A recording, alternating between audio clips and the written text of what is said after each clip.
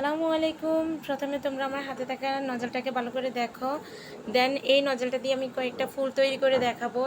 তো তোমরা প্লিজ ভিডিওটাকে না টেনে শুরু থেকে শেষ পর্যন্ত ধৈর্য সহকারে দেখবা।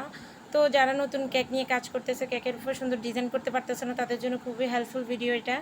তো দেখো, প্রথমে আমি উপর থেকে একবার প্রেস করে ফুলটা তৈরি করে নিলাম। সেমভাবে আরেকটা ফুল তৈরি করে নিয়েছি।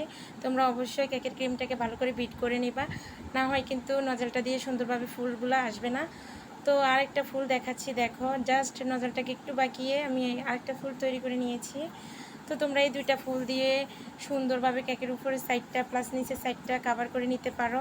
যারা রোজ তৈরি করতে পারো না, তারা কিন্তু এই নজলটা দিয়ে খুব সহজে সুন্দরভাবে রোজটা তৈরি করে নিতে পারো। জাস্ট একবার প্রেস করে ঘুরিয়ে ফুলটা তৈরি করে নিতে পারো। প্লিজ প্লিজ সবাই আমার চ্যানেলটিকে সাবস্ক্রাইব করবা এবং কি পাশে থাকা বেল আইকনটি টং করে বাজিয়ে দিবা, যাতে নতুন নতুন ভিডিও ছাড়ার সাথে সাথে